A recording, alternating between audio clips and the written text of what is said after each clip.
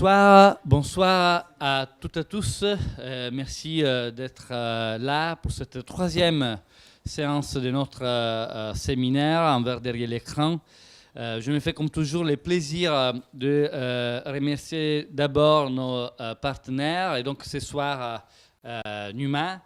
Notre partenaire sur Montreuil, c'est-à-dire l'espace 71, nos partenaires scientifiques, nos amis de Montréal, les centres de recherche interuniversitaires sur les humanités numériques de Michael Sinatra, la chaire de recherche du Canada sur les écritures numériques dirigée par Marcello Vitali Rosati.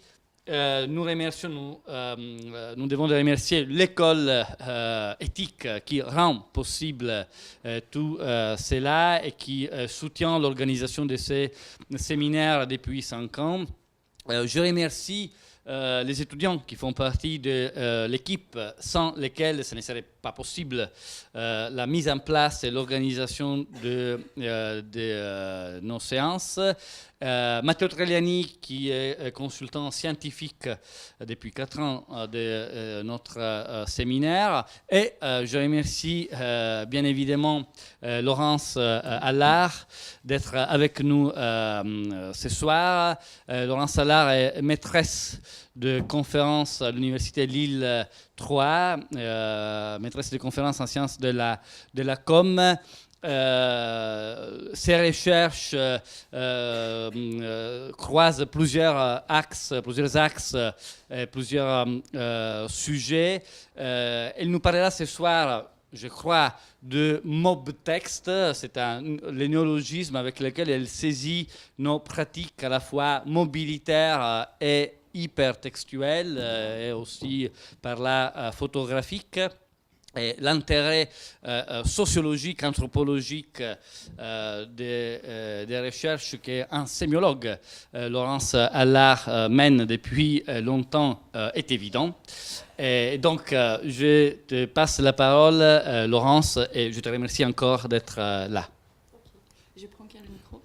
Tu peux prendre celui-là. Et ou le rouge. Ok. Bon, bah, merci à tous les deux. Non, Bon, ben merci à... Non, il ne fonctionne pas. On a besoin du micro parce que c'est enregistré, c'est ça? Ah.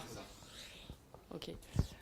Donc, bah, merci à tous les deux de votre invitation et puis à vous de votre présence pour ce concept très sympathique un verre devant l'écran. Je pensais que c'était métaphorique, mais non, en fait, c'est la première. On imagine à Mathéo, parce que nous sommes collègues à l'I3, si tous nos amphis se faisaient avec un demi ou une pinte à la main, ce serait peut-être plus gai. Alors, bon, bah, donc voilà. Donc ça me fait très plaisir d'être ici. Donc je vais vous parler, bah, en fait, plus sérieusement.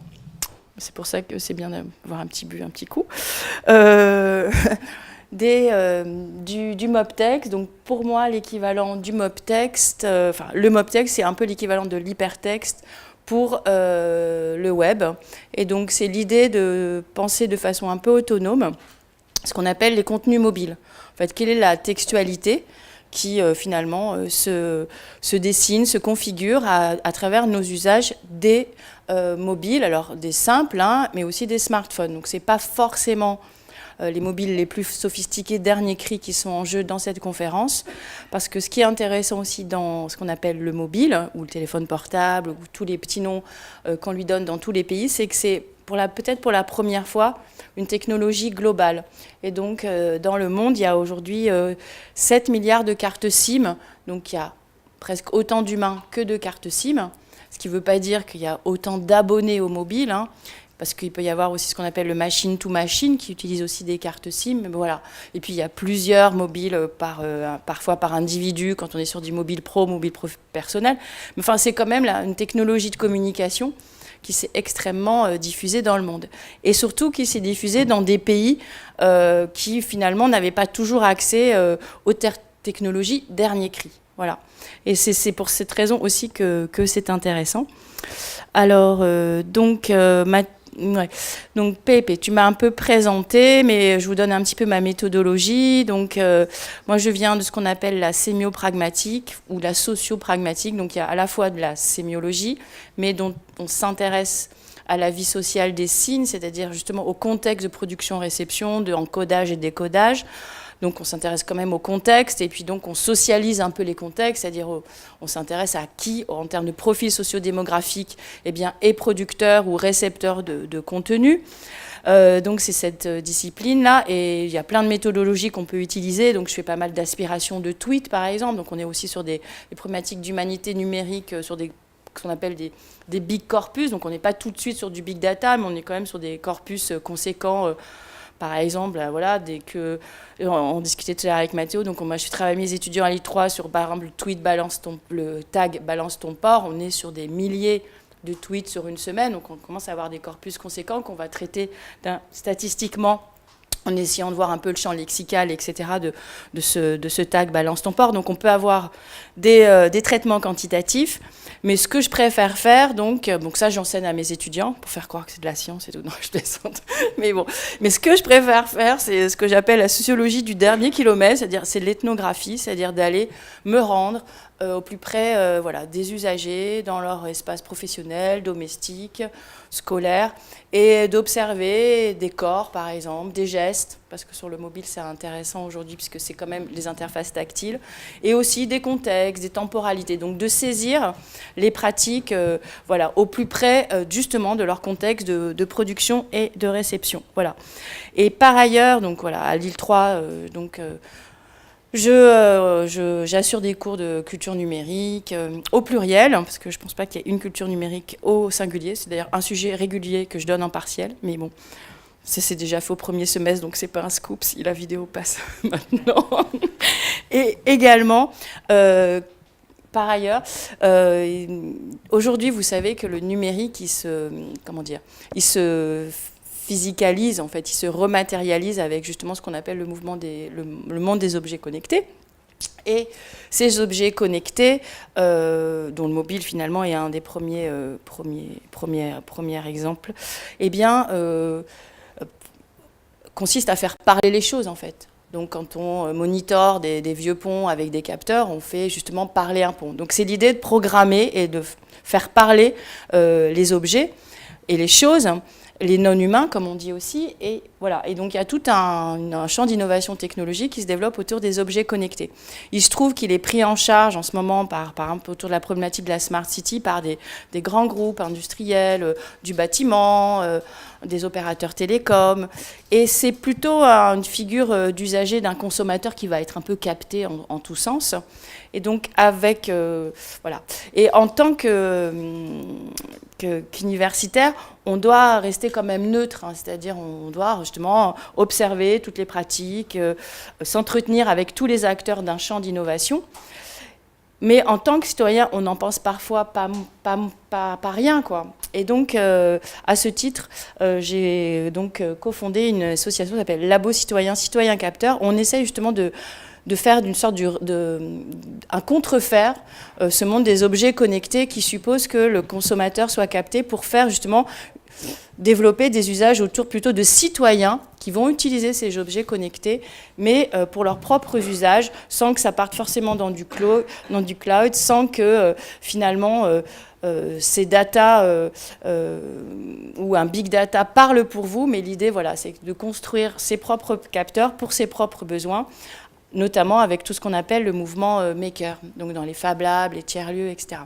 Et à ce titre, donc, je suis en résidence au Fab Lab de la Cité des Sciences, où on essaie de documenter toutes ces expérimentations qui ont lieu aujourd'hui, notamment en Île-de-France, autour de ce qu'on appelle la fabrique de la ville durable, comestible, respirable, donc tout ce qui est capteur de pollution, do it yourself, tout ce qui est permaculture, etc., et qui suppose à un moment donné quand même du numérique. Voilà. Donc voilà le portrait. Alors moi, je vais vous parler du mob-texte. Donc je vais vous donner tout de suite ma définition du mob-texte, un peu scolairement, et après, donc, je vous donnerai des exemples un peu plus fun. Donc le mob-texte, je vous l'ai dit, c'est pour moi l'équivalent de l'hypertexte, c'est-à-dire on a tendance à penser le numérique indépendamment finalement des terminaux à travers lesquels on accède à ce qu'on appelle le numérique et auquel on accède à Internet. Or, il se trouve, on va voir les statistiques, que la dite révolution numérique, elle est pour la plupart des humains de la planète, elle est plutôt matérialisée sous la forme d'un téléphone, un smartphone ou un téléphone plus simple. D'accord ? Et ça, on le néglige toujours. Et ce faisant, donc, on pense toujours le numérique à l'aune du web et de sa structuration hypertextuelle. Or, on voit bien qu'avec le développement, et je vais vous montrer des statistiques tout de suite, avec le développement de ce qu'on appelle les applications de messagerie sociale, qui ne sont pas complètement les réseaux sociaux numériques, eh bien, il y a un type de contenu, une textualité qui s'autonomise, qui n'a rien à voir finalement avec le web. Et c'est ce qu'il faudrait penser. Donc c'est pour cette raison que voilà, j'ai formé un peu en déclinant la notion d'hypertexte en mobtexte. Et donc avec cette idée que les mobiles, on les considère souvent comme faisant partie de la panoplie des écrans, mais malgré tout, la spécificité des mobiles, c'est qu'ils ont également des fonctionnalités d'écriture, des claviers, et une fonctionnalité d'appareil photo, et même dans les mobiles les plus simples. Et ça en fait donc autre chose que des simples écrans de visionnement, mais ça en fait aussi des écrans où l'on peut justement écrire, s'exprimer, photographier, et donc ça en fait ce qu'on appelle un peu des écrans scripteurs ou des caméras stylo, qui est un concept qui avait été forgé par un critique de cinéma, dans les années, au début des années 50, donc en 1948, lorsqu'il parlait des films à la première personne. C'était le début un peu, notamment, c'était pas encore la nouvelle vague, mais c'était, je ne sais pas si vous connaissez Kenneth Anger, c'était tout le début du cinéma underground américain, états-unien, et donc il y avait cette idée, ou même Jean Cocteau, qui commençait à aussi réaliser des films avec l'idée qu'on pouvait utiliser la caméra de cinéma pour raconter finalement sa vie, s'exprimer personnellement. D'accord ? Et donc, il avait dit, il avait émis le vœu de, finalement, qu'un jour, les caméras deviennent comme les stylos, où l'on pourrait écrire un journal que Lacan pourrait qualifier d'extime. Et c'est ce qui s'est passé avec les blogs. Voilà. Et donc, on a affaire à des écrans scripteurs, des caméras stylos, à travers lesquels on va justement écrire, composer des contenus qui sont assez typiques, qui n'ont pas forcément grand-chose à voir avec ce qu'on appelle un hypertexte, notamment parce que ils permettent de composer des agencements un peu inextricables entre images, texte, aussi, quand on dicte un SMS sur WhatsApp ou sur une autre application, on artificialise sa voix et on transcode finalement une voix en texte. Donc il y a aussi à travers le mobile toute cette matrice de transformation des signes qui est assez intéressante aussi à mettre en évidence. Donc mon idée, voilà, c'est que à travers toutes ces applications de messagerie sociale qui s'autonomisent, il y a une textualité qui se développe, qui va différencier les signes et permettre l'émergence aussi de nouveaux signes qui sont un peu, par exemple, on va parler beaucoup des emojis, qui sont un peu finalement un signe assez intéressant parce que ça vient de l'idéographie et puis ça s'est créolisé avec les écritures alphabétiques ou l'écriture arabe. Je montrais des exemples autour d'usage de WhatsApp par les migrants syriens. Donc voilà, il y a cette idée qu'on a affaire à des composites et que, au plan sémiologique, c'est assez intéressant d'observer cette indifférenciation entre image et texte, et puis cette créolisation de signes et des écritures. Donc il y a un mix sémiotique dont il faut rendre compte. Et on peut, en apparence, on pense que sont des images. Et donc, souvent, on vous dit, c'est le parler-image des jeunes. Maintenant, les jeunes, ils ne savent pas écrire, ils savent pas l'écrit est très loin des jeunes, ils ne parlent que par image. Et en fait, quand on regarde le mob texte, c'est juste une indifférenciation du texte et de l'image. Et il y a beaucoup de texte, en fait. Il y a beaucoup plus de texte qu'on imagine. Mais en général, on ne voit que la dimension iconique. Et c'est cette différenciation qu'il faudrait aussi souligner. Et c'est pour cette raison, donc, je fais appel à un auteur qui s'appelle Walter Hong, qui a travaillé sur le passage de l'oral à l'écrit avec l'imprimerie. Il a expliqué qu'avec l'impression, l'imprimerie et donc le début, la naissance des livres, il y avait eu finalement une traduction, un encodage de l'oral à l'écrit. Et là, on peut dire qu'avec le mob texte, on a affaire à donc il appelait ça la seconde oralité. Et là, avec le mob texte, on peut parler d'une seconde visualité. C'est-à-dire, ça a l'apparence d'être en effet, un langage visuel, alors que c'est un langage beaucoup plus composite, beaucoup plus métissé, beaucoup plus, en fait, indifférenciation du scriptural et de l'iconique. Et donc, je vais vous donner des exemples de cette définition du MOP-texte. D'abord, sur le chiffrage. Alors, je vais me mettre ici. Après, j'irai. Donc, c'est pour vous montrer en fait ce qu'on appelle la. Donc, ça, c'est la dernière enquête sur la diffusion, enfin, l'état des technologies de l'information, des communications de l'information par une enquête qui est est réalisée par le CREDOC et l'ARCEP depuis plus de 10 ans. Donc, on a quand même depuis plus de 10 ans des chiffres avec donc le même panel qui est interrogé. Donc on a justement une source assez fiable sur la diffusion, ce qu'ils appellent des technologies, des TIC, des technologies d'information et de la communication dans la société française. Et donc depuis 2 ans, on observe ce qu'on appelle une bascule mobile. C'est-à-dire le fait qu'on accède à Internet d'abord par le smartphone, après l'ordinateur et ensuite la tablette. Depuis 2014, c'est ce qui se passe aux États-Unis, par exemple, où le mobile est devenu le premier écran devant la télévision. Donc en France, c'est en 2016 que la bascule mobile s'opère. Et donc ça veut dire que l'Internet est finalement aujourd'hui, on accède à Internet depuis les smartphones. Alors, nous, ce qui va nous intéresser, c'est notamment sur les usages plus... je décore plus d'usages juvéniles, je vais vous expliquer pourquoi. C'est intéressant de s'intéresser aux usages des jeunes en particulier. C'est que donc, chez les smartphones, chez les plus jeunes, donc, vous avez un taux d'équipement en smartphone qui est extrêmement conséquent, d'accord ?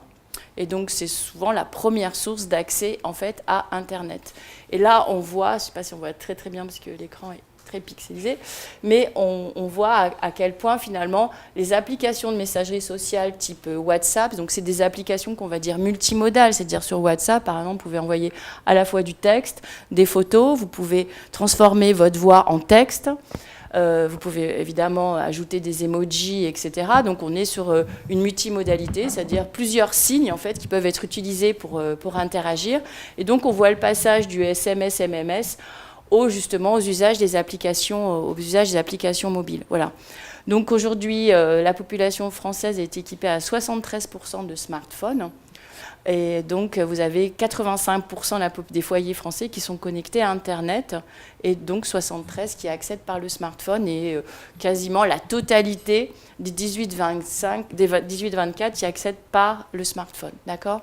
Donc ça, c'est pour cadrer un petit peu quantitativement justement le MOP-texte, et de vous dire voilà, qu'on néglige souvent le fait qu'on accède à Internet aujourd'hui par le mobile. Et ça change, et qu'on communique essentiellement par des applications de messagerie sociale. D'accord ? WhatsApp, Snapchat, Messenger, même Instagram maintenant. Instagram a une fonctionnalité de messagerie qui est aussi utilisée de façon assez massive. Alors, donc, si on reprend l'argument de Walter Hong, cette idée qu'il faut s'intéresser au MOP-texte parce que... si on reprend l'argumentation de Walter Hong, la façon dont j'utilise Walter Hong, parce que pour montrer que finalement, il y a eu l'imprimerie, et puis qui a assuré la diffusion, la lecture, en finalement traduisant de l'oral à l'écrit, avec le téléphone mobile, et pas forcément le dernier smartphone, il y a cette idée qu'on a affaire à une révolution plutôt autour de l'écriture. Donc c'est une révolution sociale de l'écriture, parce que je vous l'ai dit, ces écrans, contrairement à l'apparence qu'ils ont, ce sont des écrans qui nous permettent essentiellement de communiquer, donc d'écrire, de s'exprimer, et pas seulement de regarder, par exemple, des vidéos YouTube. Et cette révolution, elle est sociale parce qu'en fait, on va voir que ça élargit le cercle de qui peut écrire. Puisque l'écriture, souvent, on pense que c'est les auteurs qui ont le droit d'écrire. Et donc, ça élargit finalement le cercle, justement, des scripteurs, de qui peut s'exprimer. Et aussi, c'est une révolution aussi du quand. Parce que le titre de la conférence, c'est « Vivre avec des écrans mobiles ». Souvent, on pense que les gens sont devant des écrans. Non, avec le mobile, justement, on vit avec des écrans. Et c'est un peu, ça change un peu la temporalité même de quand on écrit. Et on va voir aussi de la façon dont le mot-text, il est très caractéristique, et donc ça révolutionne aussi le comment on va écrire, avec justement cette mixité des signes. Alors, le premier point, c'est qui peut écrire. Donc, ce qui est intéressant, comme je vous l'ai dit, c'est que le mobile, donc, c'est la première technologie globale, quasiment, c'est plus diffusé encore que la télévision à l'échelle de la planète. Et d'ailleurs, j'ai un ami, Edgar Charles Mbanza, qui a travaillé sur les usages dans les bidonvilles à Dakar et au Kenya, à Nairobi.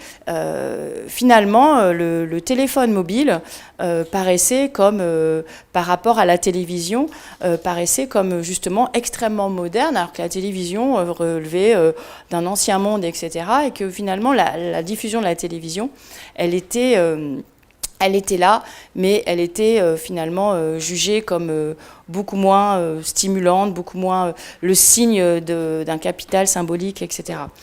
Donc l'idée ici, c'est que la diffusion de cette technologie, elle a permis à des sujets qui sont des sujets qui n'ont pas eu accès à l'expression et aux interactions, et même à la publication en fait de leurs opinions, qui étaient un peu justement mis en retrait de l'expression et des interactions.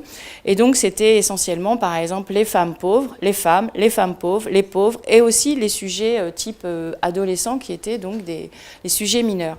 Donc le mobile, ça a permis par sa diffusion globale, à des sujets mineurs et minorés d'accéder à l'expression, à de l'interaction. Voilà. Et ça, c'est extrêmement important à noter. Et donc, le titre a bougé. J'avais pas fait de PDF parce qu'il y avait des vidéos, mais j'aurais dû. Donc l'idée, c'est qu'aujourd'hui, il y a 7 milliards donc, de cartes SIM. Et donc je vous ai expliqué un petit peu le pourquoi et le comment. Et ce qui est intéressant, c'est de voir que quand on suit un petit peu l'histoire de l'innovation au plan culturel, c'est-à-dire des représentations d'usagers du mobile, eh bien forcément, il y a un imaginaire technicien qu'on appelle futuriste, qu'on retrouve encore aujourd'hui. Aujourd'hui, on dit tous ceux qui imaginent les technologies de demain sont imprégnés de la science-fiction. Vous avez même des auteurs de science-fiction qui vont prendre en charge des sociétés ou qui vont être dans le conseil scientifique de sociétés comme Stephenson chez Leapmotion, etc. Donc la vision futuriste, la vision de SF, elle irrigue, elle nourrit, elle inspire en fait ce qu'on appelle les innovations technologiques.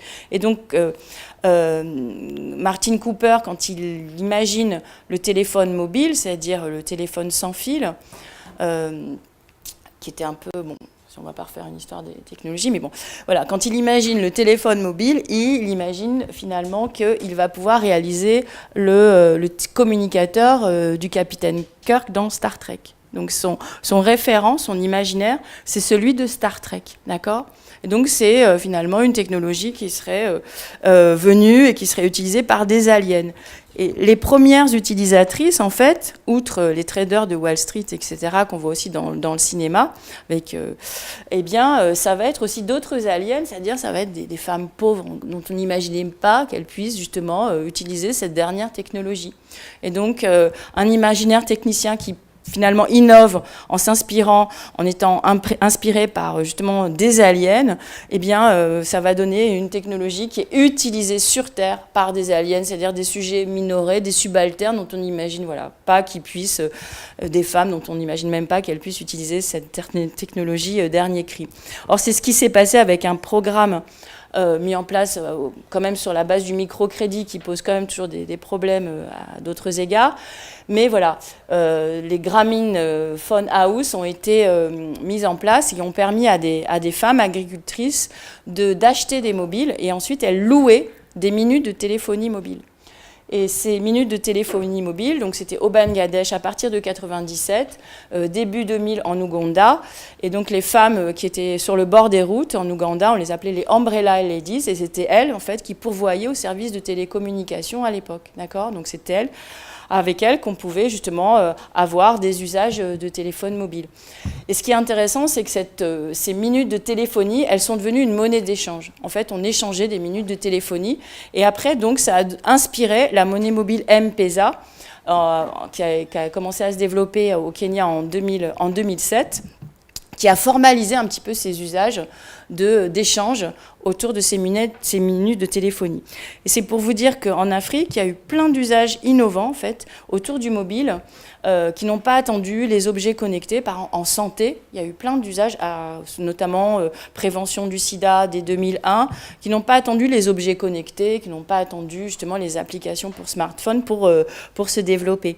Vous avez donc la monnaie mobile, qui s'est développé en 2007, qui a permis à des non-bancarisés d'avoir une possibilité d'avoir accès à des services financiers, des services d'épargne, etc.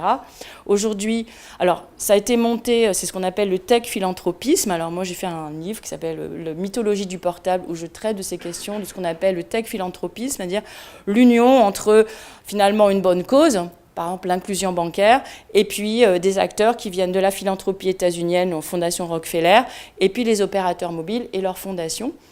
Bill Gates également, il y a aussi il y a la fondation Bill Gates, Melinda et Bill Gates, il y a les fondations Rockefeller, il y a Google qui est extrêmement présent aussi en Afrique. Et tous ces acteurs sont présents, et aujourd'hui, avec Google et M-Pesa, vous avez une opération qui consiste à utiliser M-Pesa pour distribuer un revenu universel, enfin un revenu de base à certains habitants du Kenya, en utilisant la technologie blockchain, donc voilà, avec cette dernière couche d'innovation.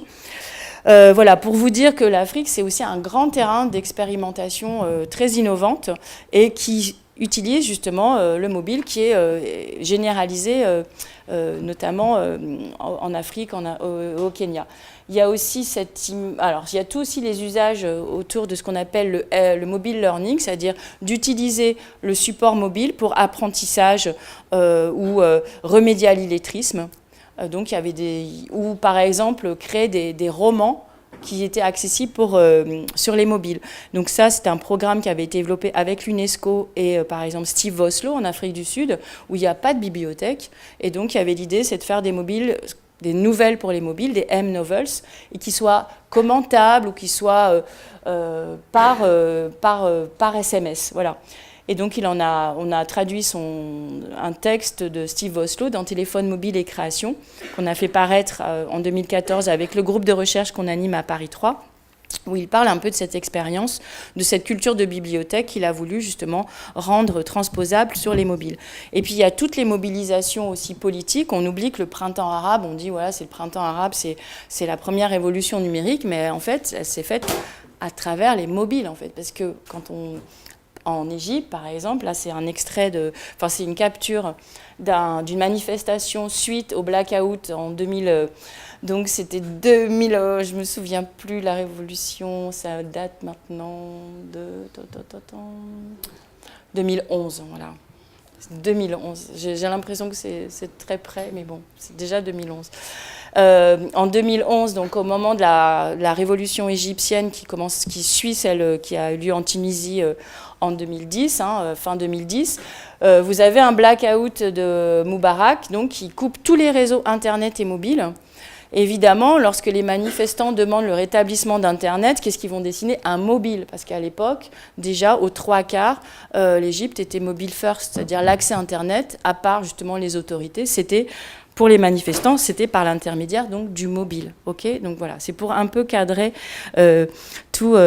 qui utilise les téléphones mobiles dans le monde, et finalement, ça donne un accès à des sujets qu'on dit subalternes ou des sujets minorés, qui n'avaient pas justement accès jusqu'alors à l'expression, notamment ces femmes pauvres. Et alors, il y a un grand sujet autour aujourd'hui de ce qu'on appelle la majorité numérique, c'est-à-dire on veut interdire l'accès aux réseaux sociaux avant 16 ans. Donc l'idée de concept de majorité numérique qui est en train d'être mise en place par le gouvernement. Il y a aussi l'interdiction des mobiles dans les établissements scolaires qui a été donc actée. Alors pourquoi, à votre avis, on interdit les mobiles dans les établissements scolaires, et pourquoi est-ce qu'on va exiger, on ne sait pas comment, le fait qu'on puisse accéder aux réseaux sociaux en ayant simplement 16 ans? Pourquoi est-ce que comment est-ce possible, à votre avis, si je peux vous poser la question? pourquoi est-ce que les usages par les plus jeunes du mobile fait autant de discours et suppose autant d'actions de la part du gouvernement? Non, mais toi, tu es trop vieux, tu parles pas. Non, mais toi, tu as plus de 16 ans. Non, ah non, mais dans ta tête, non, mais... Je connais des filles très jeunes. Non, mais... Non. Non, mais là, non, mais non. Non, Laurence, non, c'est juste pour dire, vraiment pour... quand j'interdis aux étudiants l'ordinateur en classe... Non, mais l'ordinateur... il passe au smartphone. Donc, ok, même si l'ordinateur est interdit, ok, l'ordinateur c'est interdit. Ça ne veut pas dire que c'est interdit de naviguer sur Internet à travers les smartphones. Comme si les smartphones, par rapport à l'ordinateur, étaient donc vraiment perçus comme un outil qui va de soi. On ne peut presque pas l'interdire. Ouais. Non, je veux dire, il y a vraiment de perceptions très différentes. C'est quand on parle de numérique, on ne va pas parler d'Internet, on ne va pas spontanément penser au mobile. Pas, oui. De fait, parce qu'il y a eu tout un moment où c'était un autre réseau qui n'était pas le réseau Internet, mais qui était le réseau justement SMS, donc un réseau proprement mobile. Mais maintenant, c'est vrai qu'on a aussi accès à Internet via les mobiles. Et donc, on va de plus en plus, je pense... concevoir que le mobile donne accès à Internet et donc Internet c'est aussi le smartphone. Mais pour quelles raisons, puisqu'on a parlé des sujets minorés, pourquoi ça fait peur finalement que les jeunes aient des téléphones dans les poches et puis oui. Juste, est-ce que au final, comme on le voit dans de plus en plus d'établissements, même s'ils interdisent le smartphone, on voit aussi qu'ils autorisent par exemple les iPads et que l'iPad devient un outil de cours et d'apprentissage, et le smartphone aussi, au final, comme le dit Pépé, ça peut être un outil de distraction, mais par exemple un intervenant, un prof parle devant nous, on se pose une question sur ce qu'il est en train de dire. Le smartphone, c'est aussi un outil pour entre guillemets vérifier les informations et en apprendre plus et justement aller faire une recherche un peu plus approfondie. Oui, mais ça vous le défendez, mais comment est-ce qu'on peut imaginer qu'on puisse l'interdire? Moi, je suis convaincue, surtout que souvent les tablettes ne sont pas connectées, donc il n'y a pas de carte SIM, oui. Ils sont peut-être connectés au réseau, mais on ne va pas installer Snapchat, etc. Mais donc ça peut être un très bon support, c'est ce qu'a montré tout le mouvement du mobile learning, un très bon support d'apprentissage, d'approfondissement des connaissances et de co-construction même, de tout un ensemble de savoir, etc., ou d'exercices à faire ensemble, collaboratifs. Mais pourquoi est-ce qu'on pense pouvoir l'interdire? C'est peut-être qu'une hypothèse, mais peut-être que pour les plus jeunes, c'est pas encore clair pour eux que ça peut être dangereux. Je pense notamment au fait qu'à l'extérieur de chez soi, on voit souvent les jeunes qui marchent avec leur portable devant eux. Et ça peut être très dangereux quand ils traversent la route ou n'importe quoi. En fait, il faut qu'on soit toujours attentif quand même à ce qui se passe autour de nous. Et c'est de moins en moins vrai pour ceux qui naissent avec leur portable directement. Ils sont très jeunes, ils ont 6 ans, 7 ans et ils ont un portable. Ça serait des questions de sécurité. Peut-être, c'est une hypothèse.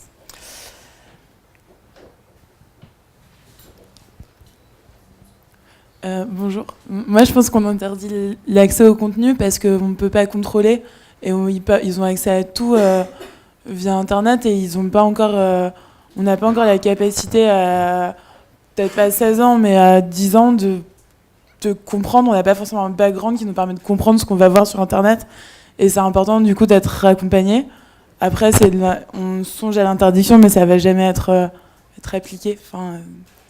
Voilà, il y a l'idée que c'est des sujets qui sont mineurs, donc il faudrait, comme vous dites, protéger d'Internet, donc de tous le type de contenu. Donc on met beaucoup en avant la pornographie, évidemment, alors que il y a des pornographies, mais ça, il ne faut pas le dire non plus. Ce serait trop... encore meilleur. Bon, alors donc il y a cette idée qu'il faut protéger donc des sujets qui sont mineurs d'Internet, de tout un ensemble de contenus. Donc ce concept de majorité numérique, il viserait donc à une protection des enfants, des plus jeunes, comme des sujets vulnérables, etc. Et alors, bon, l'hypothèse, hein, bon, c'est pas pour dire qu'il ne faut pas du tout accompagner, puisque justement, quand on est parent, il faut faire ce travail sur tous les fronts, y compris justement vis-à-vis d'Internet. Hein. Mais il y a quand même l'idée fondamentalement qu'on pense que le fait que des sujets qui soient mineurs aient accès à des contenus par eux-mêmes, hein, quand même, qu'il y ait une autonomisation dans l'accès à certains contenus et surtout à l'expression, c'est-à-dire qu'est-ce qu'ils vont pouvoir raconter, comment ils vont pouvoir interagir entre eux, est quelque chose qui fait peur. Et donc, je rappelle qu'aujourd'hui, on va fêter cette année le cinquantenaire de mai 68. Il faut savoir que mai 68, elle a commencé le 22 mars 1967, quand à Nanterre, où il y avait à l'époque la majorité, c'était 21 ans, et à Nanterre, justement, Cohen-Bendit et tout un ensemble d'étudiants sont allés occuper le dortoir des filles, parce que les dortoirs étaient non mixtes à l'époque. Et il y avait quand même cette idée que la jeunesse, justement, n'était pas encore reconnue comme figure sociale, et il y avait encore cette idée que la jeunesse faisait peur, quoi.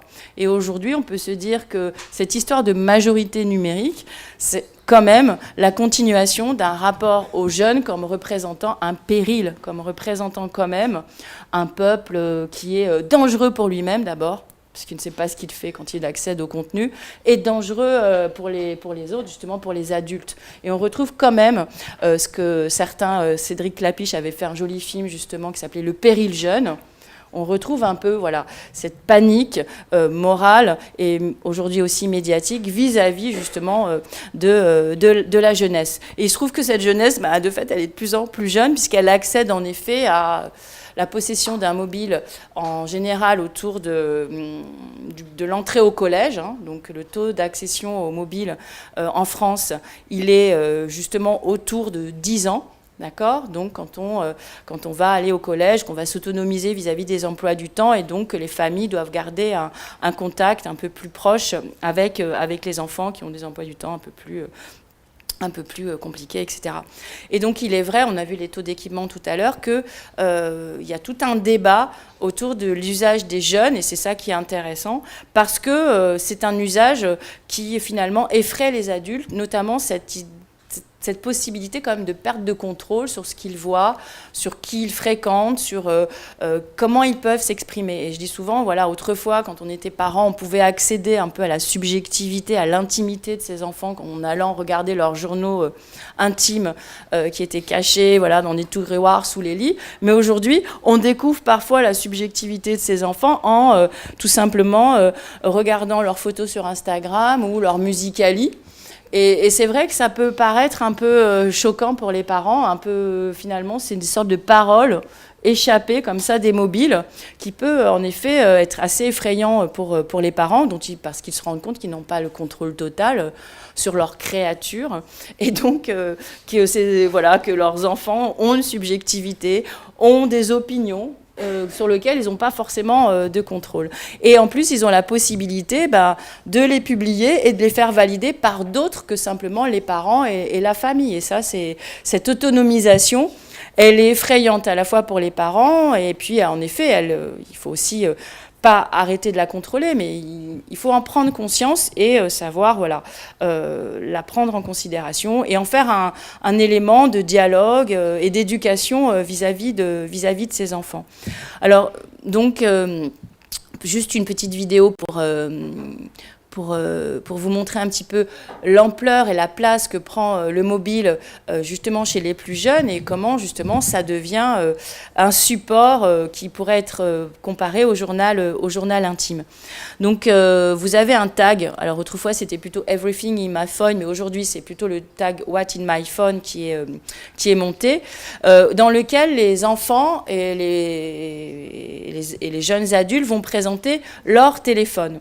Et donc aujourd'hui, vous avez 71 millions de résultats de vidéos qui racontent finalement, qui décrivent ce que les plus jeunes ont dans leur téléphone. Donc je vais vous montrer un exemple assez typique.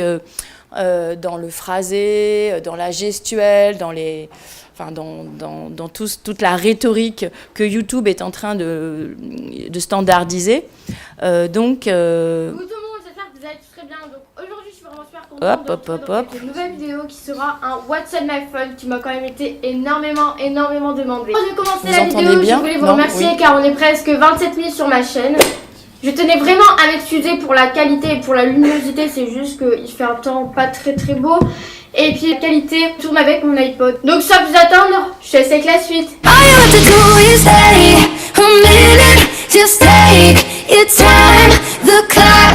Donc je fais pas du tout cette vidéo là pour me vanter, mais c'est juste qu'elle m'était quand même énormément demandée. Donc pour ceux qui veulent savoir, c'est un iPhone 6S Rose Gold.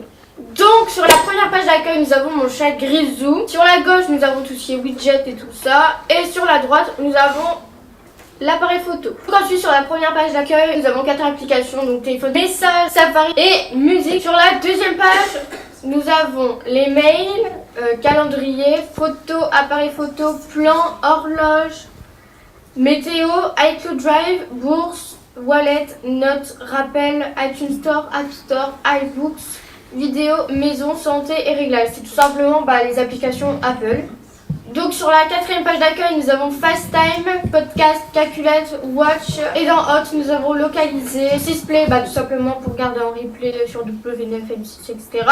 Et Bitmoji, tout simplement pour mon Bitmoji Snapchat. Ensuite, dans YTBB, nous avons Gmail, tout simplement pour mes mails. Instagram, pour mettre les bandes blanches sur Instagram. Nous avons Chrome, Creator Studio, tout simplement pour gérer un peu tout, mettre mes miniatures, etc.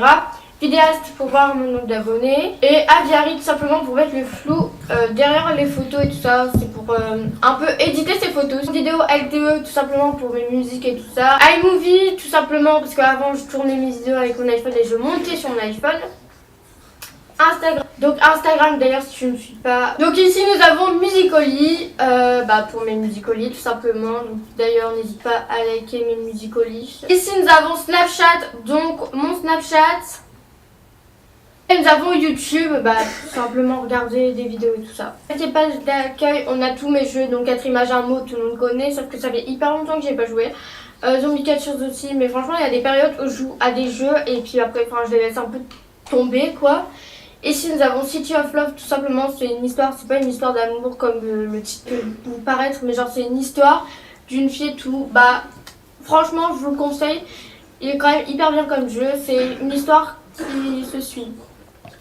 Nous avons Clash Royale, nous avons les Sims Replay, franchement ça fait au moins 2 ans que j'y joue. Ici nous avons Up Quiz, le jeu de Cyprien. Zombie Tsunami, tout le monde connaît, Quiz Up et My Café. Donc voilà, cette vidéo est à présent terminée, j'espère qu'elle vous aura plu et moi je vous dis à très vite dans une prochaine vidéo. Bye!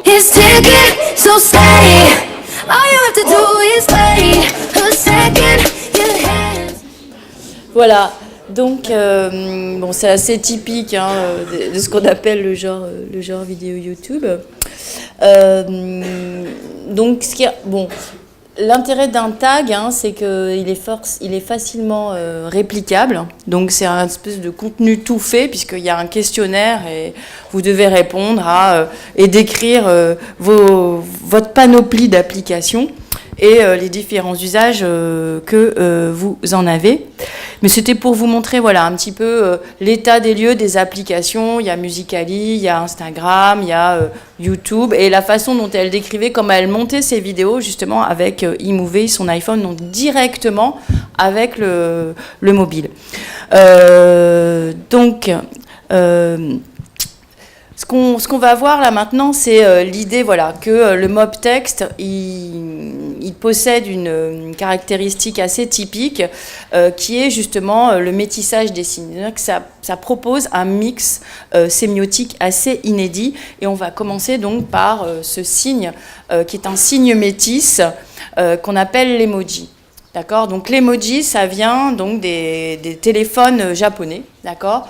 À partir de 99. Et ensuite, vous avez consortium qui s'appelle Unicode, qui a commencé à s'intéresser justement, qui s'occupe de la standardisation et de l'interopérabilité des claviers, donc des signes qui sont donc actualisables sur les claviers, et donc ils sont intéressés aux emojis. Donc d'une certaine façon, ils ont cherché à importer les emojis sur les téléphones du monde entier. Donc dans le consortium Unicode, c'est pas une entreprise privée, c'est un consortium technique, d'opérateurs techniques. Vous avez Google, vous avez Apple, etc., puis d'autres opérateurs, etc. Donc on est plutôt sur la couche technique. Et l'idée, c'est de justement faire en sorte que vous ayez des signes qui soient utilisables et lisibles et interprétables sur tout un ensemble de claviers et surtout de systèmes, ce qu'on appelle des OS, donc des systèmes d'exploitation entre Android et iOS par exemple. Et c'est assez intéressant de voir qu'aujourd'hui, eh bien, ce signe qui est un idéogramme à la base, donc qui est un mot-image, eh bien, il est utilisé avec des écritures alphabétiques. D'accord ? Et donc, on a bien ce qu'on appelle un phénomène de créolisation, c'est-à-dire où justement, vous avez deux écritures qui vont s'assembler, se rencontrer. Et donc, c'est d'un point de vue sociolinguistique assez intéressant. Donc là, je vous ai mis différents exemples d'usage. Là, un exemple typique, justement, où vous avez à la fois de l'écriture alphabétique. Alors, quand tu te maries, c'est pas que comme ça, donc il met 3 emojis, c'est parfois aussi comme ça, donc, etc. Donc, un mix d'écriture alphabétique et d'emojis. Là, c'était pour vous montrer, donc là, c'est issu d'un web documentaire qui a suivi une famille syrienne, et notamment à travers les échanges sur WhatsApp avec la diaspora installée donc, dans les pays où il cherchait à aller, et puis la Syrie. Et donc, on voit là, il y a 2 pouces levés, on ne voit pas très bien, plus l'écriture arabe. Ce qu'ont remarqué les linguistes qui ont travaillé sur la grammaire de l'emoji, c'est que souvent, l'usage de l'emoji suit la syntaxe de la langue naturelle. C'est-à-dire, on les place, en fait, dans l'ordre de la syntaxe de votre langue naturelle, d'accord ? Donc dans l'ordre de succession des mots que l'on va trouver, soit en arabe, soit par exemple aussi en français, en anglais. Ce qui est intéressant, donc ce que je vous disais, c'est que l'Unicode travaille à l'interopérabilité des signes sur les différents systèmes d'exploitation, mais on voit bien que de temps en temps, il y a des bugs. Par exemple, le bonhomme qui rit n'a pas toujours la même physionomie sur les différents OS. Et donc, ça crée aussi voilà, des discours sûrs, et parfois, je vais vous montrer donc, des problèmes d'interprétation, parce qu'en fait, on a affaire justement à un moment où il faut stabiliser l'intercompréhension de ces signes, et d'une certaine façon, on a des jeux de langage qui se développent à travers les applications de messagerie sociale qui vont stabiliser d'une certaine façon la grammaire autour des emojis. Donc pour la première fois, on n'a pas une langue et des usages, on a des usages et peut-être après on aura une langue. Vous voyez, quand on dit l'emoji est un langage, pour l'instant non. On a plutôt affaire à des jeux de langage qui souvent sont lié à aussi de l'écriture alphabétique, où là, par exemple, c'est quelqu'un qui commentait le débat avec Marine Le Pen et qui lui a rajouté donc, un emoji caca, et donc pour donner l'opinion qu'il avait autour de ce débat. Donc là, c'était une sorte d'opinion qui était exprimée par une capture d'écran de l'émission, plus l'ajout d'un emoji. Donc là, c'est assez intéressant de voir qu'en effet, on a aussi un mix entre image, texte et mot-image. Là, on a tout un ensemble d'usages qui vont détourner les emojis pour finalement raconter une histoire d'amour et de sexe. Donc, il y a toute une connotation sexuelle de certains emojis, comme l'aubergine, le doigt kawaii, etc., qui justement peuvent être connotés sexuellement. Et donc ça montre bien que là, on est dans des questions d'interprétation. Là, je vous ai mis... Alors, il y a des campagnes qui utilisent tout un répertoire d'emojis qui sont créés ad hoc. Donc c'est ça qui est intéressant, c'est que Unicode s'intéresse à l'interopérabilité, mais vous avez la possibilité de créer votre propre répertoire d'emojis.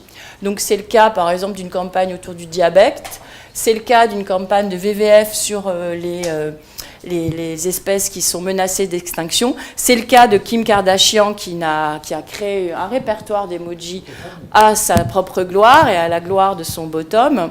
C'est Netflix, par exemple, qui décrit son ADN en reprenant l'hélice et avec pizza, ennui, enfin ronflement, téléphone, écran. Donc voilà, et je vous avais mis là aussi, c'est sur un Slack de Bitcoiners qui créent leur propre répertoire d'emojis pour leurs échanges. Donc il y a la possibilité de créer donc ses propres emojis, comme avec l'application Bitmoji qu'on trouve sur Snapchat, hein, où vous créez votre propre profil en emoji. D'accord ? Et donc c'est cette idée aussi qu'on peut créer tout un ensemble de signes qui sont quasiment privatisés.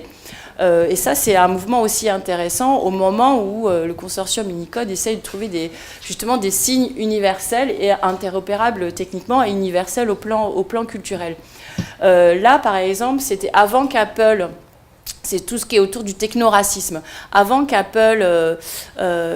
qu'Unicode, finalement, étant donné les contestations et les mobilisations, propose 5 couleurs de peau, eh bien, vous avez eu un mouvement en Afrique qui a proposé les Ujo quand Apple ne présentait que des emojis à peau blanche. Voyez, donc c'est aussi un support de mobilisation autour des identités culturelles, parce qu'il s'agit de s'exprimer en son nom propre et donc aussi à travers sa couleur, d'accord ? Donc voilà. Donc ça, c'est tout un... Il y a aussi une traduction de Moby Dick en emoji qui a été réalisée par des Amazon Turkers, c'est-à-dire tous ceux qui travaillent pour le site Amazon à maintenir le site Amazon. Donc c'est une plateforme qui existe depuis 2005 où vous avez la notation des photos, vous avez la mise à jour des prix qui est effectuée par ce qu'on appelle des Turkers, c'est-à-dire des travailleurs qui maintiennent le site, la plateforme Amazon et qui sont payés à la tâche. Et donc on appelle ça les tâcherons. Et bon, ça existe depuis 2005, mais ça redevient un petit peu ça devient un objet d'étude en tant que tel à travers la problématique du digital labor, c'est-à-dire les tâcherons d'Amazon, eh bien, sont emblématiques un peu de la façon dont le numérique ne permet de développer que des petits jobs, ce qu'on appelle les jobs à la con, la gig economy, et dont Deliveroo ou Uber aussi sont assez emblématiques. Et donc, l'un des Amazon Turkers a traduit Moby Dick en emoji et a même rédigé un dictionnaire pour parler emoji, pour vous montrer qu'il y a des mouvements qui essayent de transformer ces jeux de langage en langage, voire en langue, et donc de codifier ce qui est pour l'instant plutôt de la créativité, on va dire, langagière. Voilà, si on veut parler un petit peu technique, sémiotique. Voilà, alors, juste aussi pour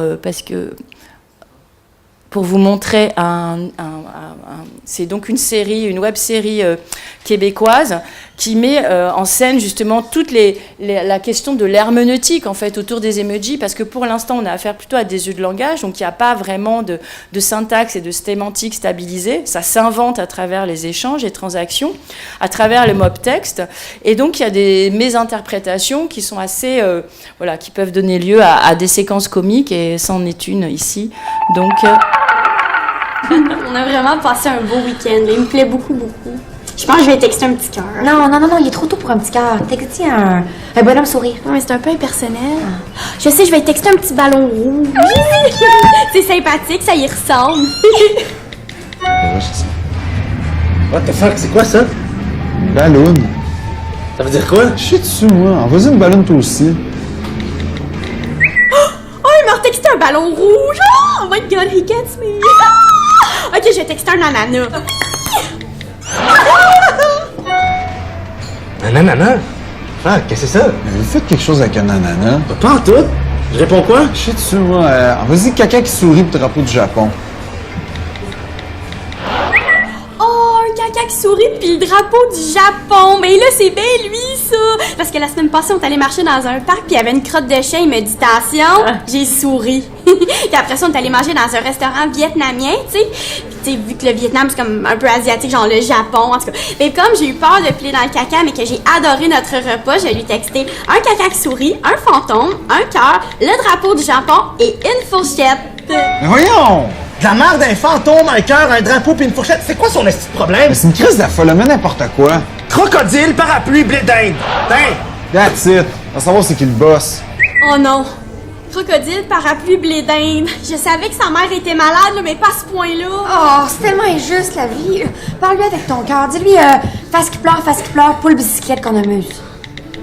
Ah! Ça veut-tu dire qu'elle est en crise? Je comprends rien! Face de bonhomme, les yeux fermés avec une goutte de sueur sur le front, dauphin, champignons, arc-en-ciel, citrouille d'Halloween. Hein? Ok, je comprends juste pas son attitude, là, tout d'un coup. Qui est biberon, guitare, voyer. Chapeau de forme, télescope, saxophone, sablier, homme grenouille, hein? Je peux pas croire qu'il dit des affaires de même. Locomotive, crevette, tempura, face de chat qui fait ça. Hein? Face de chat qui fait ça? Ben, réponds face de chat qui fait ça. Ok, mais comme pourquoi il me dit des choses comme ça, là? Faut qu'on se parle. Quand je t'ai dit ballon rouge, c'est pas vraiment ça que je voulais te dire. Ben ça m'a fait peur, c'est pour ça que j'ai répondu caca qui sourit. Ok, puis le drapeau du Japon. Mais ce que je voulais vraiment dire c'était ukulélé, boîte aux lettres puis trophée de golf. Pour vrai? Moi aussi, ukulélé. Puis je voulais aussi dire pointe de tarte et canne à pêche. Souliers de claquettes, ambulance, encre de bateau, Chaise de barbier. chaise de barbier. Voilà, c'est assez génial. Et surtout la licorne. Génération licorne. Voilà, donc voilà, ça met en scène toutes les mésinterprétations et justement comment, voilà, c'est un jeu de langage qui n'a pour l'instant que le sens que ceux qui s'y adonnent peuvent lui donner. Donc ça montre tout le pouvoir du contexte, etc. La façon dont le sens est en grande partie donc dans le contexte.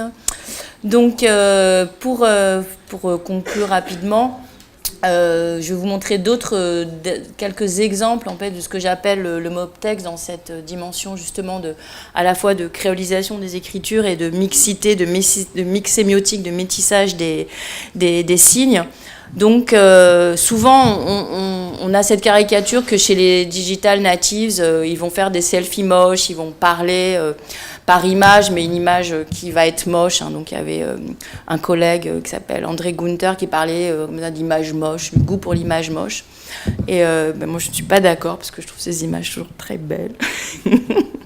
Et voilà, d'une part. Et donc pour dire que ce ne sont pas vraiment des images, parce qu'une grande partie justement de la spécificité de cette textualité, c'est qu'elle est, je vais aller par là, c'est qu'elle justement, elle va supposer à la fois des images, du texte, et puis cette couche qui est plus une couche artefactuelle, hein, qui sont les masques, les filtres. Alors il y a les géofiltres, il y a les filtres Snapchat, etc.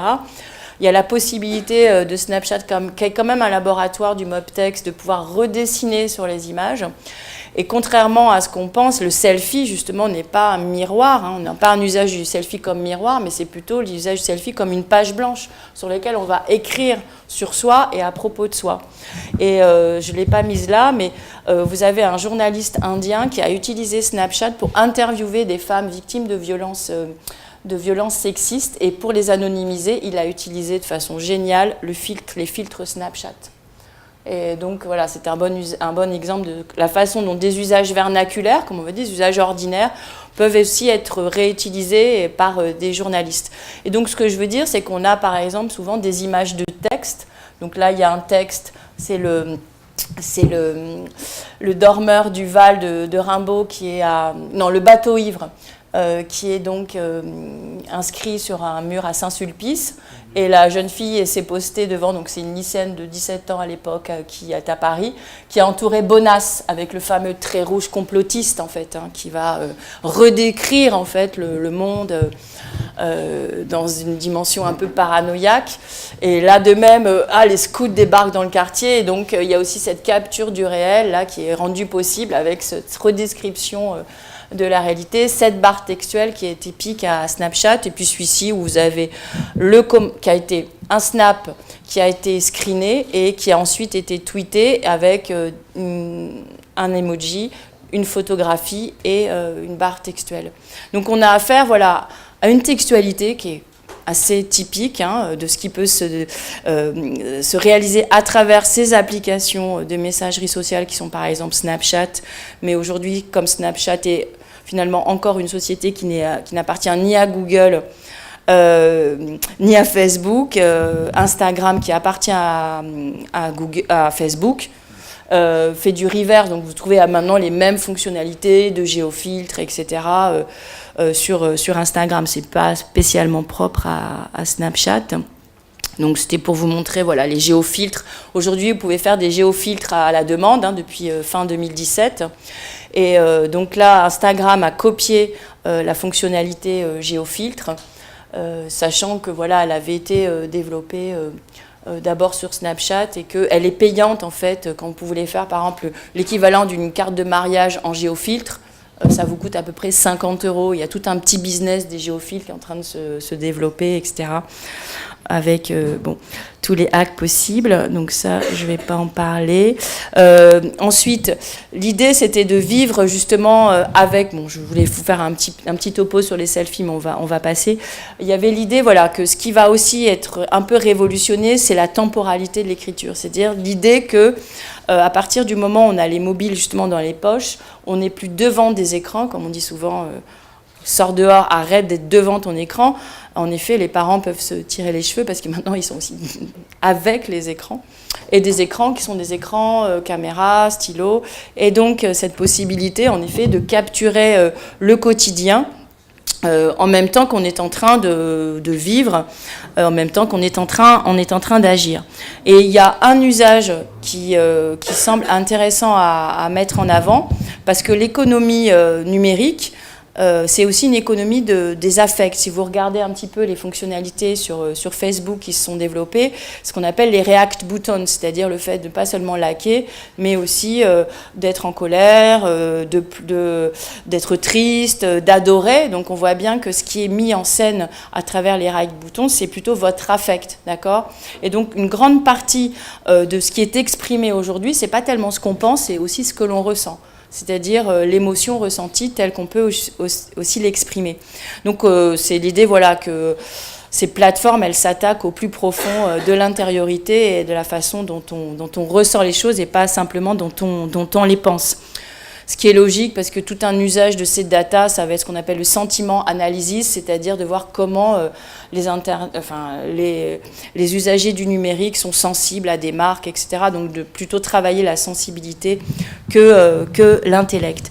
Et ce qui est intéressant de voir, c'est qu'en effet, il y a une grande mise en scène en fait de temps qui sont des temps morts. C'est-à-dire que vivre avec des écrans, c'est aussi par exemple transformer des temps sans action, des temps où il n'y a pas d'agir, et des temps où l'on ressent l'ennui, en des petites formes, en des expressions.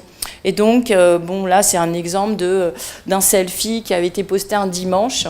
Et donc, cette idée que, voilà, les enfants s'ennuient le dimanche, comme disait Charles Trenet. Et donc, aujourd'hui, ils vont poster des selfies sur Twitter pour dire qu'ils s'ennuient, pour exprimer leur ennui. Et ce faisant, ils ont aussi agi un petit peu sur leur ennui. C'est pour ça que je dis souvent que les pratiques mobiles, elles sont aussi agentives, c'est-à-dire elles visent aussi à agir sur vous, votre état d'affect, extérioriser une émotion en une expression qui est ensuite publicisable, commentable, etc., etc. Donc l'idée, c'est que le téléphone mobile, il a été inventé pour communiquer à distance. C'était la modernisation du téléphone qui avait un fil. Donc c'était l'idée que c'était la voix lointaine qui était justement visée. Ensuite, il y a eu tout un ensemble d'usages qu'on a vu apparaître en coprésence. On se montre des contenus. Quand on discute, on va chercher des informations. Quand un prof semble vous dire une bêtise, vous allez vérifier sur Wikipédia si ce qu'il raconte est véridique, etc. Donc vous avez des usages en coprésence. Et aujourd'hui, vous avez ce qui est un peu monté à la faveur du développement de cette économie des affects numériques, c'est justement l'usage du mobile comme média de la voix intérieure. C'est-à-dire vous parlez avec vous-même, vous communiquez avec vous-même, avec votre état d'affect, et donc vous l'exprimez. Et donc c'est par exemple... et vous pouvez l'exprimer aussi par l'intermédiaire aussi de cette petite forme qu'on appelle les stickers. Par exemple, là, c'est une petite fille qui explique à sa mère qu'elle est énervée. Je suis énervée, donc elle envoie un sticker de chien qui pleure pour justement figurer son état affectuel du moment dans la dispute qu'elle a avec sa mère. C'est aussi exprimer l'ennui qui va consister à faire tourner vos petites applications, etc. Donc c'est l'idée qu'on va aussi écrire comment s'ennuie, c'est-à-dire quand on n'a pas grand-chose à raconter en fait, sur le temps mort, et que ça permet d'agir aussi sur ces états d'affect. Et il y a une belle application qui est l'application de l'ennui, c'est Periscope. Periscope, vous avez énormément d'invites qui sont formulés en termes de « viens me voir, je m'ennuie ». Donc là, c'est des captures réalisées un samedi après-midi où il y avait des invitations comme ça qui étaient faites par différents usagers de Periscope, qui est une application de live mobile. Et ce que j'ai remarqué, c'est que les jeunes filles ne se montraient jamais entièrement le visage entier, plein et entier devant l'écran, et que vous aviez cette image verticale, ce cadrage vertical assez intéressant parce que ça reprend dans l'histoire des images qu'on appelle l'esthétique du trou de serrure, c'est-à-dire c'est un cadrage qui est finalement beaucoup plus érotisant qu'autre chose, puisqu'on ne voit pas en effet leur visage plein entier, et donc il y a toute une esthétique du hors-cadre en fait qui est mis en place, mais c'est une façon de se protéger, mais qui est aussi une façon d'érotiser leur apparence.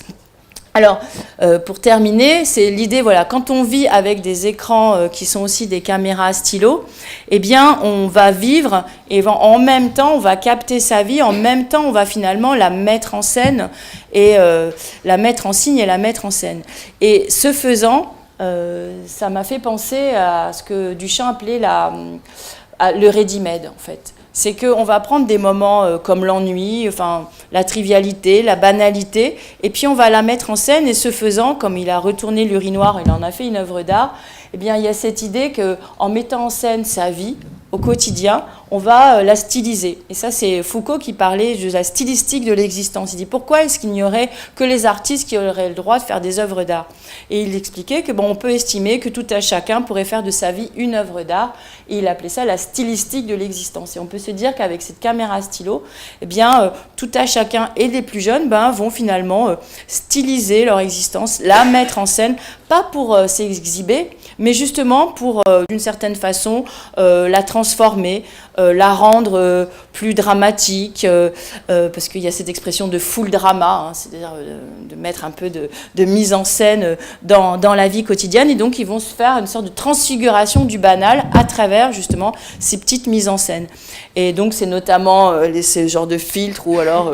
il n'y a pas le son, mais normalement, dans le filtre Tough Lag, vous avez un petit son de hip-hop qui vient en plus du filtre. Donc, c'est l'idée de se représenter comme ça, comme une petite thug. Il y a un groupe sur Facebook qui s'appelle Nurshi d'étudiants. C'est l'inverse du food porn, c'est-à-dire on ne met en scène que, justement, la nourriture qu'on peut se payer quand on est étudiant, donc c'est vraiment l'inverse du food porn. C'est le food porn pour les pauvres, et donc là c'est un exemple de quelqu'un qui filme ce qu'il est en train de manger en se masquant avec un emoji, donc encore cette mixité des signes. Et donc je voulais vous montrer justement la façon dont on transfigure son quotidien banal à travers ces petites mises en scène qui sont permises via ces applications de messagerie. Donc là c'est une petite fille de 11 ans qui utilise Musical.ly, et donc c'est une amie de ma fille, et donc elle sort de la maison, elle dit « Ah, j'ai encore un petit peu de batterie, super !» Et donc, qu'est-ce qu'elle fait ? Elle fait un Musical.ly entre chez moi et chez elle. Donc, ce trajet, ce temps de déplacement, finalement, ça devient une petite chorégraphie, une petite mise en scène avec de la musique. Et puis, cet outil de montage qui est Musical.ly, qui est souvent utilisé pour monter, sonoriser, et parfois, ces vidéos sonorisées et montées sur Musical.ly vont être utilisées pour être postées aussi sur Instagram et d'autres sites. Donc, il y a l'idée aussi de migration, en fait, d'une application à une autre, et d'utiliser, par exemple, sur Musical.ly, pas la prescription d'usage qui est de danser sur un playback, mais tout simplement tout l'appareillage de montage qui est rendu possible. Donc c'est un trajet qui dure 5 minutes et dans lequel on va danser.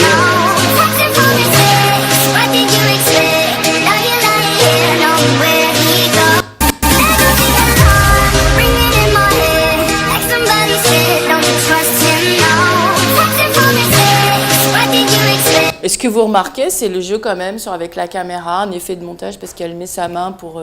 Donc il y a un petit effet de montage de la vie qui est assez intéressant à observer sur des tranches d'âge qui sont assez... qui sont de l'entrée au collège, et voilà.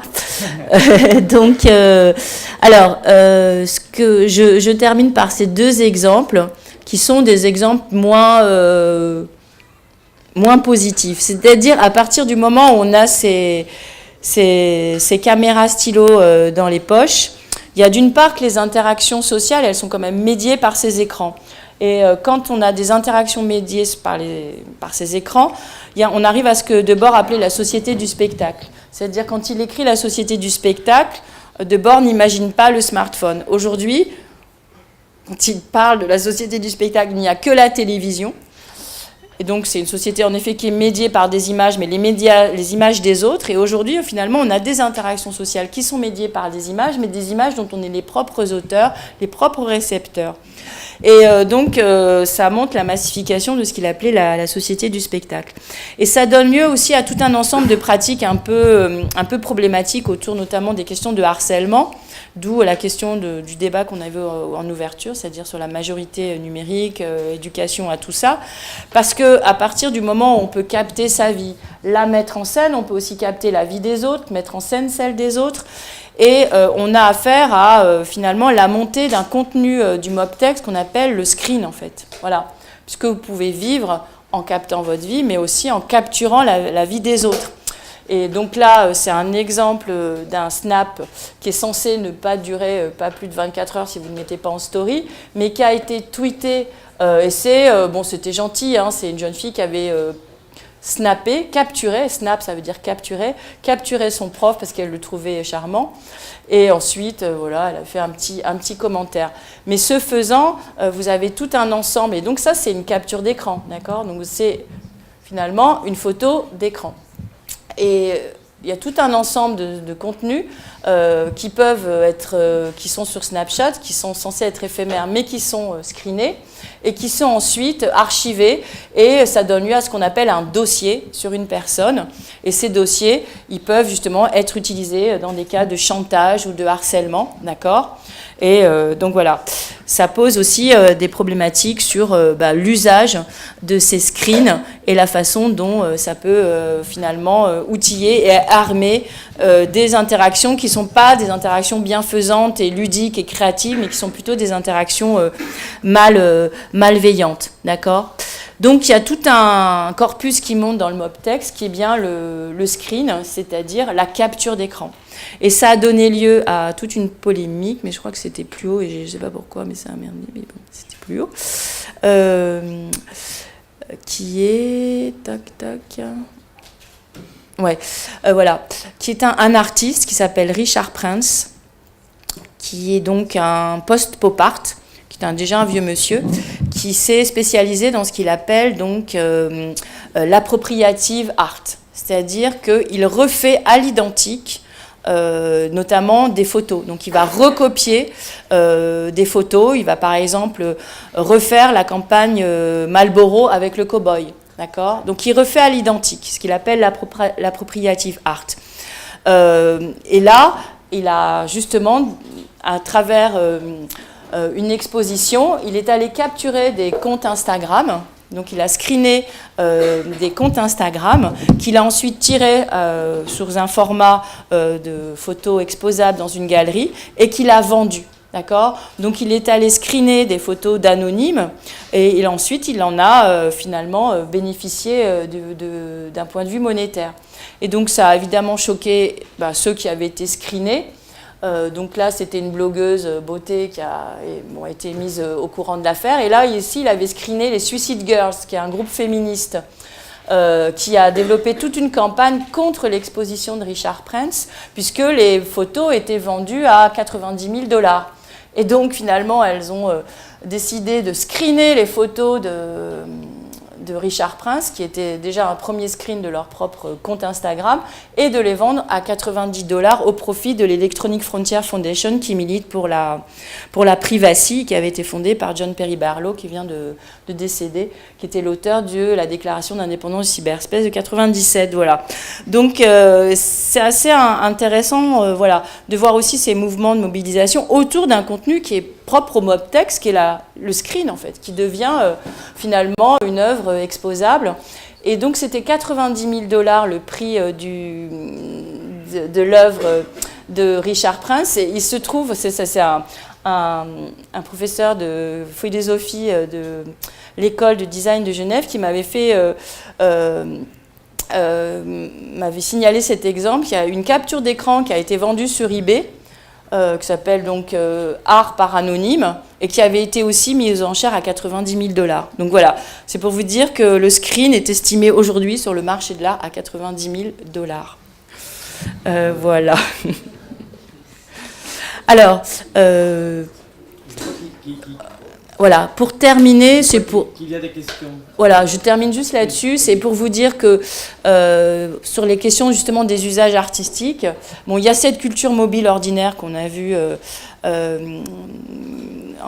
à travers ces différents exemples, mais se développent aussi des arts mobiles justement à partir des emojis, à partir des snaps, à partir, puisque là vous avez des lunettes de réalité augmentée, des spectacles qui ont été mis en place par Snapchat, et donc vous avez des artistes mobiles qui proposent l'application de réalité augmentée, vous avez du drone art qui se développe, vous avez l'emoji art, donc Emoji Police, vous avez la possibilité de composer un portrait en emoji, vous avez du snap art, vous avez des expositions de selfies, vous avez des ipadographies.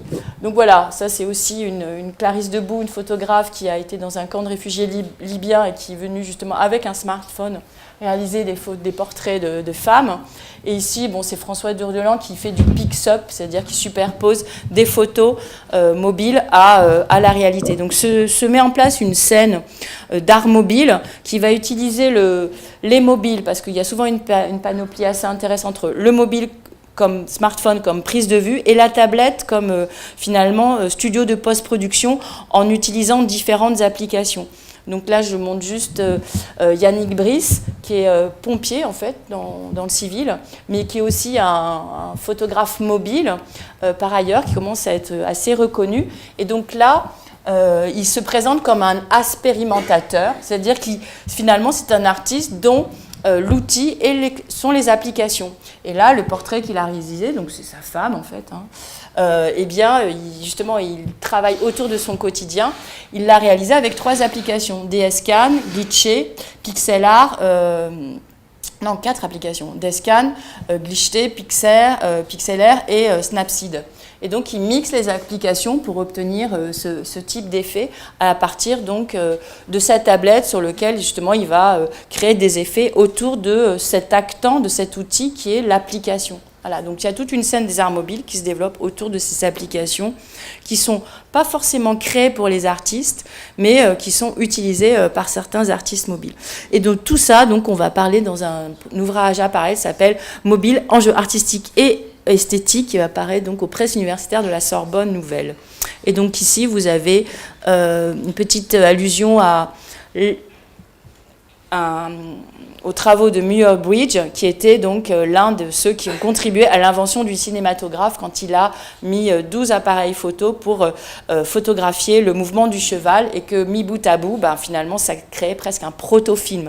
Et donc là, c'est une image de Murbridge qui est retravaillée à l'iPad par Sven Buridan, qui est un des acteurs du mouvement art mobile, extrêmement, donc un des acteurs assez pionniers dans le développement d'un art mobile autonome. Voilà. Sur toutes ces... Donc le Mobtext, mais version plus artistique et moins finalement culturelle, on va dire.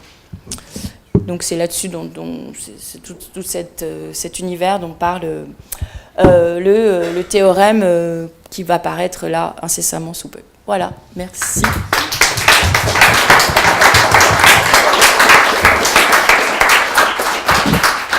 Merci Laurence, merci de cette présentation d'une richesse extraordinaire. J'imagine qu'il y a des questions, on a plus ou moins 10 minutes, pas plus que ça. Et donc voilà. Bonsoir, merci déjà pour votre présentation. Moi j'ai une question de quelqu'un qui nous regardait sur le live et qui vous pose comme question du coup.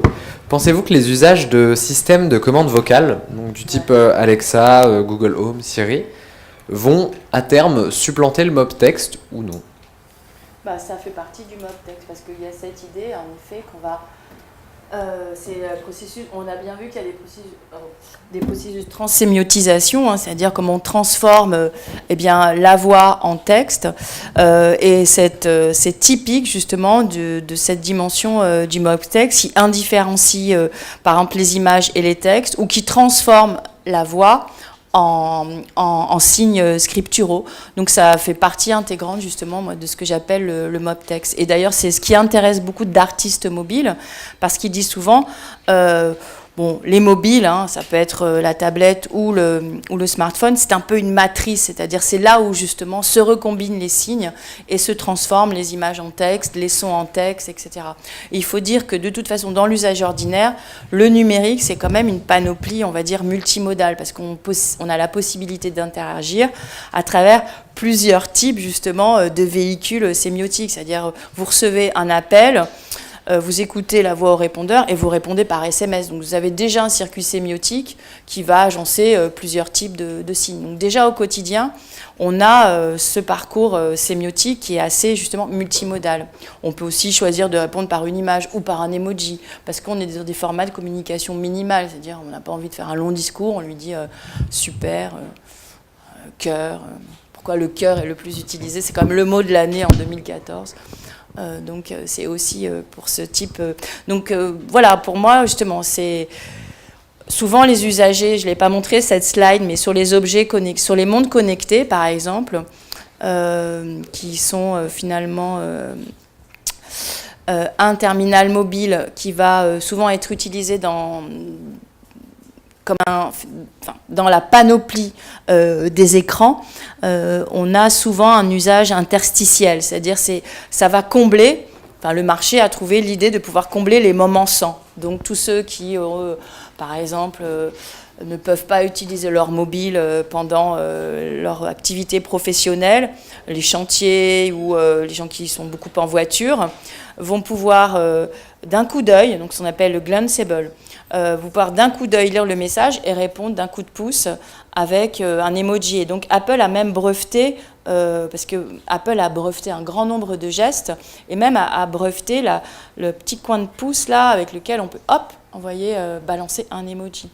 Donc il y a cette idée qu'on est sur des circuits de communication de plus en plus minimaux où au clin d'œil succède le micro-geste, répond le micro-geste. Et donc là, c'était un exemple d'une montre de 2 smartwatches qui se communiquent entre elles avec un message et un emoji en retour. Merci Laurent, c'était vraiment très, très riche et passionnant. Et j'aime beaucoup comment tu traites surtout toutes les cultures jeunes, non? Tout le travail que tu fais sur ce que font les teenagers avec les mobiles et tout ça. Donc tout le travail sur la création et l'écriture des soi, donc que tu dis à travers qui s'est fait aujourd'hui à travers les mobiles. Mais donc je me demandais comment tu te situes par rapport au fait que, je sais pas, moi j'ai été ado dans les années 90, donc dans les années 90, on avait des formes d'écriture de soi. Moi je pense qu'on avait des agendas au lycée, non? Donc dans les agendas on écrivait des trucs, tout le monde collait des choses sur ces agendas, on les partageait, ça passait. Mais je sais pas. Mais donc c'était une forme, c'était en quelque sorte aussi, il y avait des normes là aussi, des styles, évidemment c'était pas du tout totalement créatif et individuel, mais là aussi il y avait quelque chose qui était commun je sais pas, des cultures, des milieux, etc. Mais en tout cas, voilà, je me demande, vu que maintenant tout ça passe par des applications, des techniques, etc. Donc comment tu te situes par rapport au fait que tout ça peut être aussi vu comme un outil de domination en quelque sorte, non? Et de domination des cultures, des globalisations aussi. Bon voilà, je voulais avoir ton point de vue sur... Oui, bah voilà, c'est toujours la question qu'on me pose. Bon, c'est vrai que l'idée, c'est qu'on ne défend pas ces objets, hein, mais qu'on essaye de les décrire au mieux, voilà. Et comme on est quand même dans une sociologie compréhensive, on essaye de ne pas juger par avance ceux, évidemment, notamment les plus jeunes, qui vont interagir par l'intermédiaire de ces écrans, d'avoir cette vie sociale entièrement médiée par ces écrans qui sont pas seulement des écrans où l'on consomme des contenus, mais dont on est aussi l'auteur, mais dont d'une certaine façon on est dépossédé parce qu'on alimente en data et en contenu même des plateformes socio-numériques, ces applications de messagerie sociale. Donc on est en effet dans une ambivalence où il y a à la fois de l'autonomisation et de la dépossession. Alors j'ai lu l'autre fois le terme de capitalisme retorse, le capitalisme de l'affect retorse. Donc c'est vrai qu'on décrit énormément d'ambivalence, sauf que la plupart du temps on se trompe de cible, c'est-à-dire on va accabler les enfants, les plus jeunes, et oublier finalement les adultes et ceux qui font du profit sur ces usages juvéniles.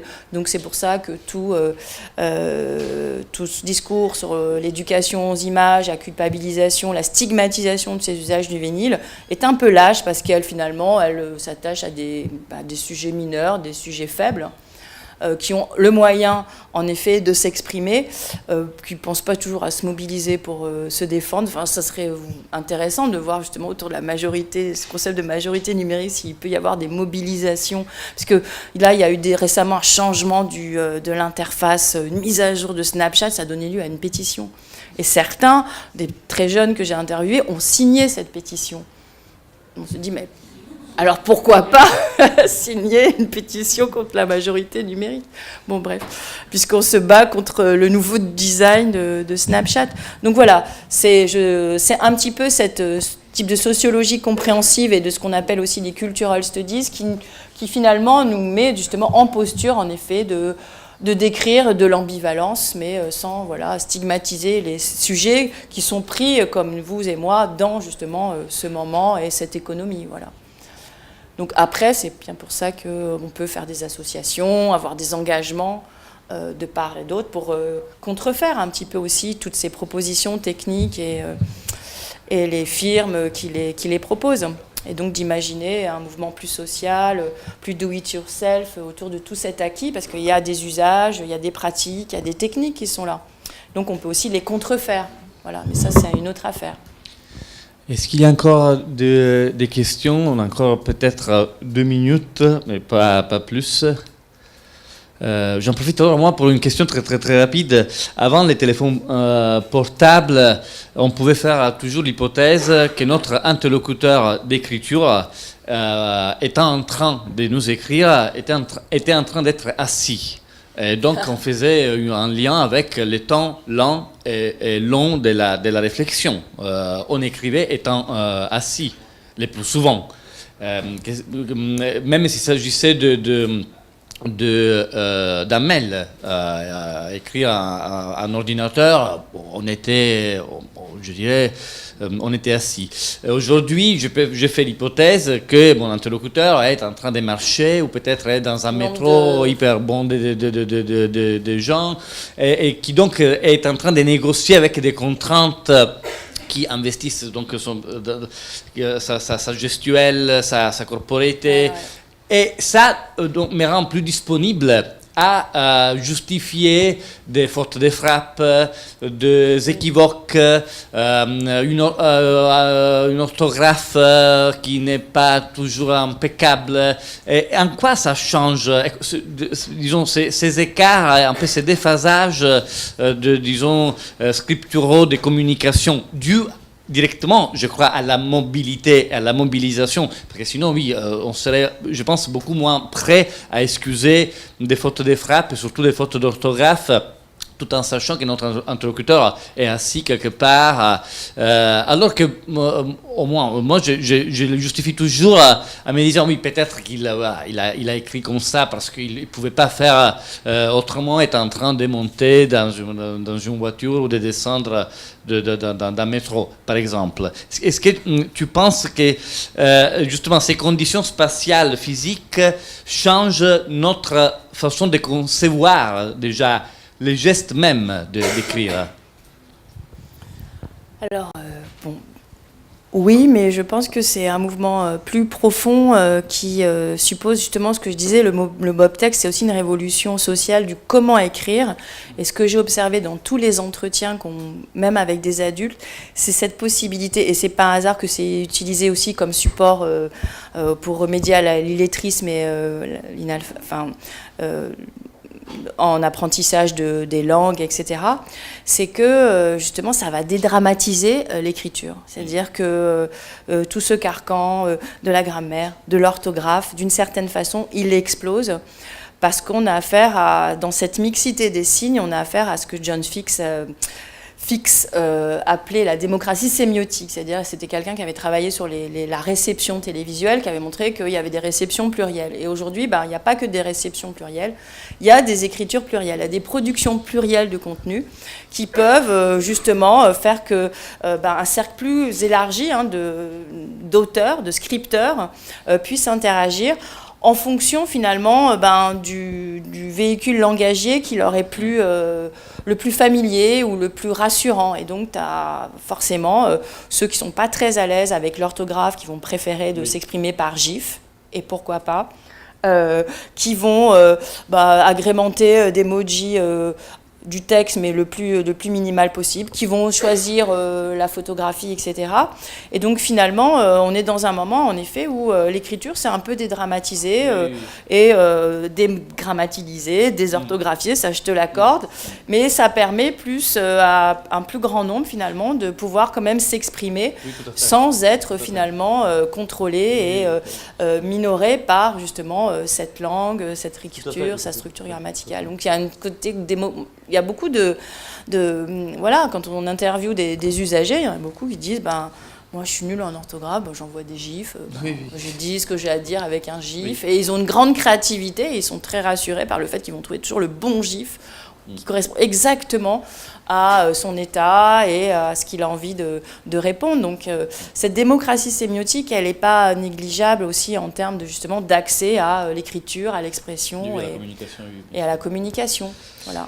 Merci beaucoup Laurence, merci à vous tous d'avoir été là, merci à Numa, à tous nos partenaires. Prochain rendez-vous le 3 mai à l'espace 71 avec Marcello Vitali Rosati et les laboratoires de sa chaire de recherche sur les écritures numériques. Merci à vous tous, merci encore Laurence, merci Matteo, bonne soirée.